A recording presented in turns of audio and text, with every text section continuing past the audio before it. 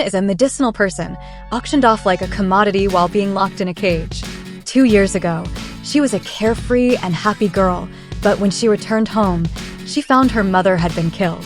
The mysterious men wearing masks were from a medical research institute, and they believed Vivian's body was perfect for becoming a medicinal person.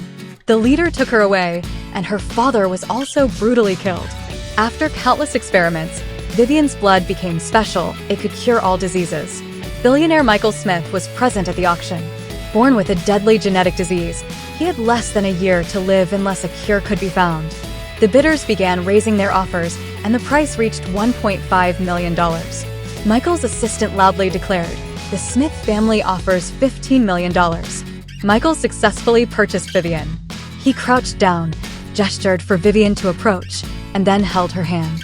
He quickly used a knife to cut her palm and began drinking her blood. Afterward, Michael felt much better. He told her, "From today on, I am your master. Your name will be Alice." She smiled because in reality, she was only pretending to be naive. She had been searching for a chance to infiltrate the Smith family and investigate the truth behind her parents' deaths. Aunt Olivia was surprised that Michael had returned alive, as she thought he would have died from poisoning by now. She saw him holding a girl, which piqued her curiosity. Alice poked his cheek, and he carried her upstairs. He recalled the medicinal person handbook the auctioneer had given him. Alice's blood hadn't yet reached its full potential, and the more mature her mind became, the better her blood would work. So, Michael needed to help Alice mature mentally. First, he had to teach her how to speak and read. Second, she needed to understand emotions. Third, he would marry her and have children with her. Alice secretly entered the study to search for clues about the research institute and inadvertently found the medicinal person handbook in a cabinet. But before she could open it, Michael entered the study. He quickly found her hiding under the desk and carried her back to her room. He took off his suit jacket and unbuttoned his shirt.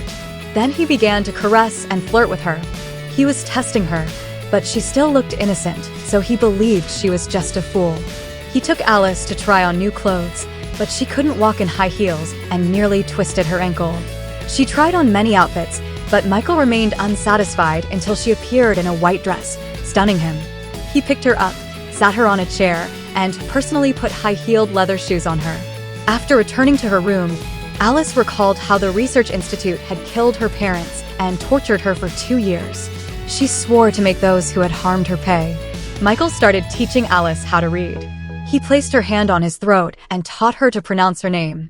Then, he taught her how to use the shower head, but accidentally turned on the spray and got drenched. He unbuttoned his shirt to wipe his body, and Alice, feeling shy, covered her eyes. When she was about to eat, he hugged her from behind and said, "Let me teach you how to use a knife and fork." She became impatient with him, but didn't dare to throw a tantrum. After Alice finished her shower, her assistant called to update her on some investigation progress. But Michael suddenly entered the room, and she panicked as her bath towel fell off. He turned red and quickly wrapped her in the towel. Aunt Olivia learned that Alice was bought by Michael to treat his illness, and she decided to stir up trouble because she had always hoped Michael would die soon. So, she intentionally brought Michael's fiancée, Rose, to the house and told her that Alice was a girl Michael had taken in and doted on.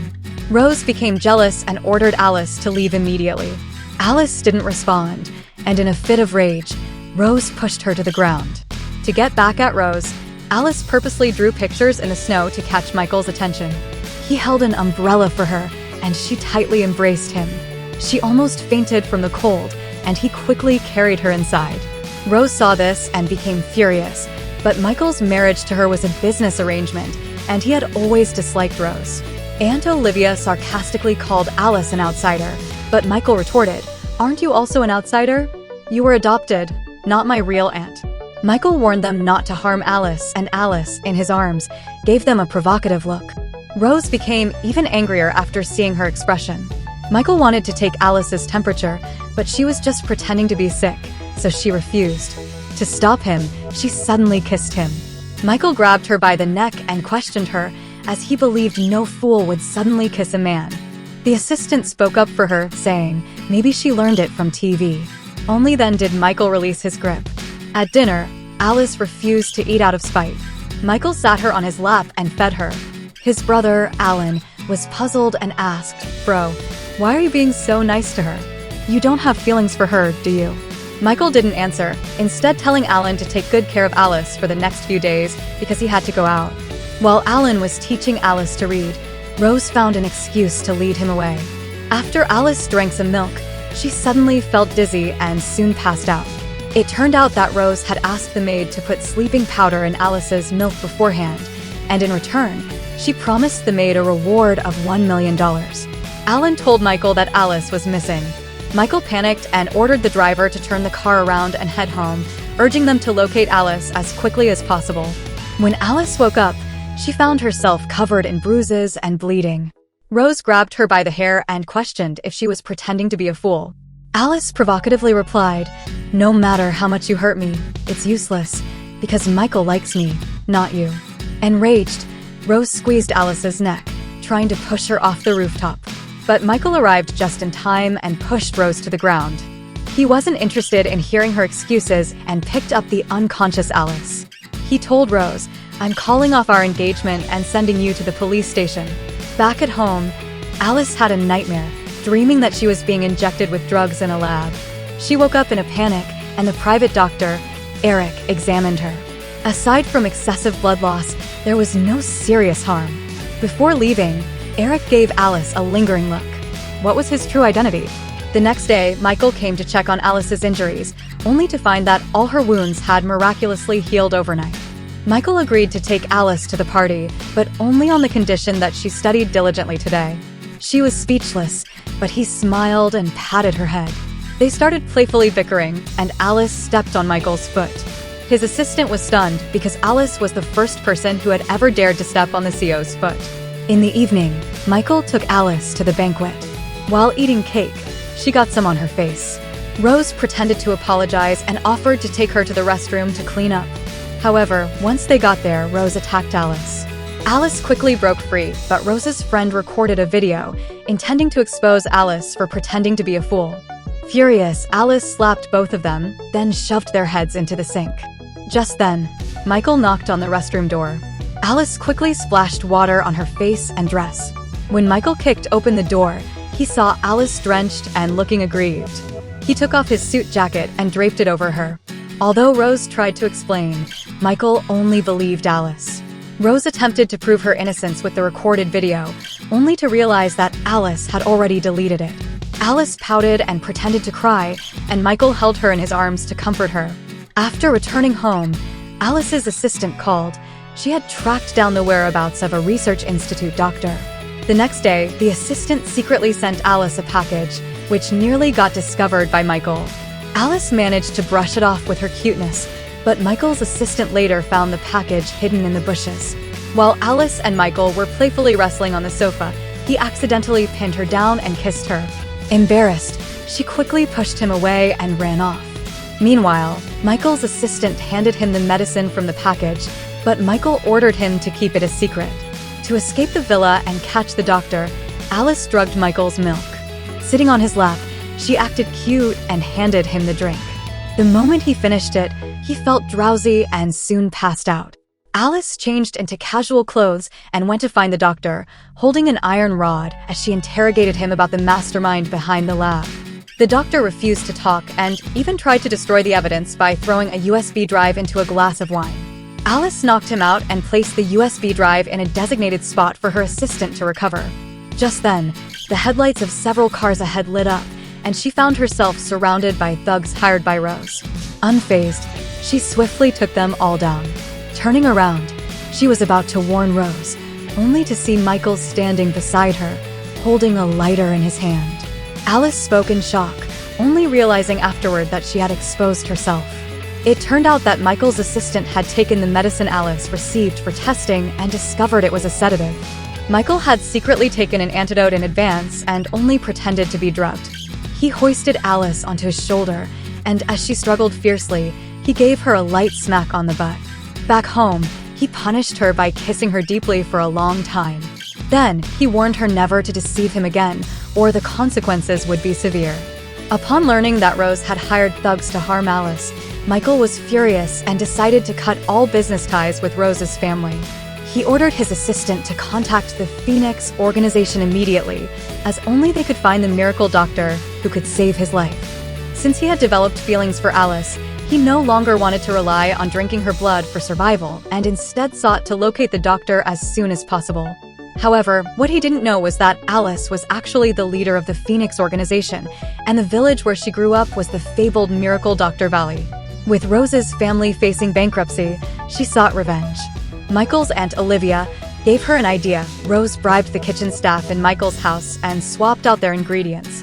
When combined, these ingredients would cause Michael's body to develop antibodies against Alice's blood, putting his life in grave danger. A few days later, Michael took Alice to a banquet where they were warmly welcomed by the winery owner, Bruce. At the banquet, Alice discovered a pendant from the Miracle Doctor clan.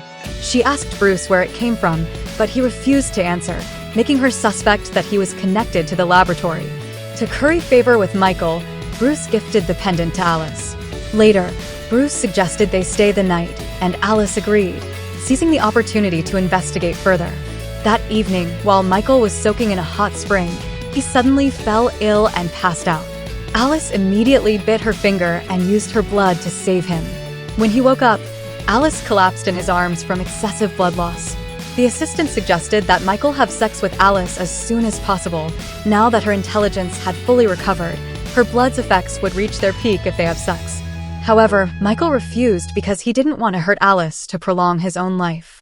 At midnight, Alice put on a mask and held a knife to Bruce's throat, demanding he reveal the lab's contact information. Bruce admitted that the lab could be contacted through a specific pendant, but it was currently in someone else's possession. It was only then that Alice realized how important the pendant she received earlier was. She knocked Bruce unconscious, but upon returning to her room, Michael's assistant informed them that Bruce had been killed. After Michael drank the medicine, he coughed up blood again.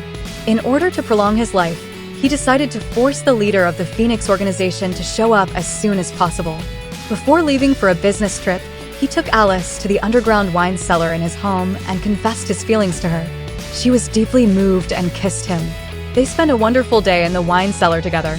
Back in her room, Alice's assistant informed her that she had been invited to the hacker conference, and this year's competition had information related to the laboratory. 3 days later, Alice attended the hacker conference disguised with a mask. The host announced that the winner of this year's hacking contest would receive the contact information for the laboratory. The event was organized by Michael, who had already learned that the leader of the Phoenix organization was investigating the laboratory, so he intended to use this as a way to trick the leader. Alice quickly stood out in the competition, and Michael was surprised because he had always thought the leader was male. Alice's enemy, Tom, also recognized her. 6 months ago, due to Alice, Tom had been hunted by an international organization and lost an arm, so he swore revenge on her. Alice won first place in the competition, and when Michael presented her with the award, she was shocked but tried to stay calm. After accepting the award, Tom suddenly shot an arrow at her, and her mask fell off. Michael realized that the leader was Alice. Without hesitation, he shielded her from the arrow. He was furious because he felt that Alice had deceived him. She knew he was looking for the leader, yet she had refused to reveal herself and repeatedly rejected working with him. He threw her over his shoulder and took her back home. He brought her into a secret room and threatened to draw her blood as punishment. Alice was reminded of the dark days she spent in the laboratory. She collapsed emotionally, crying as she pleaded with Michael not to take her blood, then fainted in his arms. Michael felt deeply guilty. At this point, he didn't care about her true identity. He just wanted her to be safe. After Alice woke up, she mistakenly thought that Michael had drawn her blood. She became agitated and wanted to leave his house. He wouldn't let her leave and pushed her onto the bed, kissing her forcefully. She angrily shoved him away and told him she hated him. Her words deeply hurt him. Michael's younger brother, Alan, told Alice that Michael hadn't drawn her blood. In fact, he had taken care of her all night. Since Alice had been unconscious and unable to take her medicine, he had swallowed the medicine himself first and then passed it to her. Alice remembered the happy moments she had shared with Michael and immediately felt guilty. She apologized to him and told him about the massacre of her entire village and the torturous experiences she endured in the lab. She had gone through countless kinds of torture there. Michael's heart broke, and tears streamed down his face as he tightly hugged her. Dr. Eric, who was upstairs, saw the scene and gave a mysterious smile. What secret could he be hiding? Alice's assistant told her that by recovering the data on the USB drive, they had discovered that the lab's funding came from Michael's company. Alice was shocked. She couldn't accept that the gentle Michael, who had treated her so kindly, was a villain. In the middle of the night, she ran away from home. When Michael found out, he was extremely worried and ordered his assistant to find her as soon as possible. Alice received news that the upcoming King of Gamblers challenge was to be held in a neighboring city, and the famous gambler Kevin, who had close ties to the lab, would also be attending. Alice decided to go and find him. Soon after, Michael's assistant traced her whereabouts and found out she was at a casino. To get close to Kevin, Alice signed up to challenge him. Kevin was full of confidence but ultimately lost to Alice. According to the terms of the bet, he was supposed to have his eyes gouged out. Alice said she would let him go, but only if he provided the contact information for the lab. Kevin admitted that the contact information was in his watch, but someone secretly shot him, killing him. Just as Alice was about to leave, Michael stopped her. He took off her mask and lifted her chin. He carried her back to his home and threw her onto the bed. She pushed him away and asked, "Is your company funding the lab behind the scenes?" But Michael looked puzzled. He checked the evidence she had gathered and was shocked. He told Alice that he would investigate this matter thoroughly, but she didn't believe him and accused him of being the one who killed her parents. Suddenly, Michael's condition worsened, and he vomited blood before collapsing on the floor. Alice's heart softened, and she bit her finger, using her blood to save him. She remembered all the moments she had shared with Michael and realized that she had fallen in love with him. However, she stubbornly refused to admit it and told him, "Actually, from the very beginning, I've only been using you. You're just a tool for me to get revenge." Michael, although hurt, still pleaded with her not to leave, then fainted. His assistant told Alice that Michael hadn't slept for days while trying to find her. She fell asleep in his arms, and when he woke up, he was about to kiss her, but his brother Alan suddenly barged in and interrupted them. Alice told Michael that the miraculous doctor had died in the massacre years ago, and she was the only surviving heir of the Doctor's Valley. This meant that Michael had no other option. If he wanted to survive, he had to use her blood. Alice agreed to go back home with him, and he promised not to restrict her freedom. They both found the lab's location at the same time. Alice wanted to go there herself to search for clues, but Michael was worried about her safety and decided to go with her. When they arrived, the lab personnel had already fled, but Alice found a surveillance USB drive on the ground. She accidentally triggered a laser gun, and Michael didn't hesitate to shield her with his body. He immediately collapsed. His brother Alan angrily blamed Alice for always causing trouble, which put his brother's life in danger. The doctor told them that although Michael had undergone surgery, he was still unconscious and not out of danger. Alice cried by his bedside, trying to wake him. The next day, he finally woke up. He didn't blame Alice, instead agreeing to help her get to the bottom of the truth. He held her as they slept, and when she woke up, she felt a bit shy, but he wouldn't let her go. A month later, Michael's condition flared up again. Dr. Eric told him that if he didn't let Alice exchange blood with him, he would have less than a month to live. She extended her arm, ready for him to draw her blood, but he refused. She bit her finger and forced him to drink her blood, but he vomited most of it out. To comfort her as she broke down, he kissed her. Alice searched through the medical manual to see if there was another way to save him. She found the last step that had the best effect: marriage and consummation. Alan discovered the true culprit behind Michael's condition worsening. The kitchen maid and the head chef had been poisoning his medicine. Alice restored the kitchen's surveillance footage, which showed Rose conspiring privately with the head chef. Rose admitted that it was Olivia who had suggested this to her. When Michael's men rushed to Olivia's house, they found that she had already escaped. Michael, knowing his time was running out, gave his brother instructions about his final wishes. He told Alan to continue investigating the lab's funding source and to protect Alice well. Hearing this, Alice couldn't help but cry. Alice proposed to Michael, but he rejected her. She was heartbroken, thinking he found her too monstrous. But he took her to the photos of his parents and said, "My mother died when she was 30, and my father committed suicide because he missed her too much. I inherited my mother's terminal illness, so I don't want you to become a widow at a young age." She told him, "I suspect that the people from the lab are secretly observing me. They want to take my blood when it reaches its optimal effect. So, I need a fake wedding to lure them out." Michael agreed. He prepared many precious jewels and accompanied her to try on wedding dresses. When she descended the stairs in her wedding dress, he was completely mesmerized by her beauty. How he wished he had more time to be with her. Soon after, they held the wedding. Michael thought this wedding was a fake one arranged by Alice, but in reality, she was treating it as a real wedding, and she genuinely wanted to marry him. When he was about to place the wedding ring on her finger, his illness suddenly flared up again. Alice's assistant informed her that they had successfully decrypted the surveillance USB from the lab. In the footage, a man was speaking to a woman in a coffin. "The medicine person will reach its full effect soon, and you'll be able to wake up." Alice realized that the man's voice sounded familiar. It was identical to Dr. Eric's voice. She then told Michael that the mastermind behind the lab was Eric. Michael was so shocked that he coughed up blood. Alice prepared to give Michael a blood transfusion. She instructed Michael's assistant to guard the door and not let Dr. Eric in. However, Eric barged in forcefully. He confessed that he had killed Alice's parents and brought her to the lab for experiments. He had prepared a sleeping gas, causing Alice to become weak and limp. Just as he was about to draw Alice's blood, she told him, "Dr. Eric, you've been tricked." Michael suddenly got up from the bed. It turned out that this was all part of a trap set by Michael and Alice to expose Eric's true identity. Michael tried to punch Eric, but then he noticed that the woman lying in the coffin was his deceased mother. Eric tore off his human skin mask, revealing his true identity.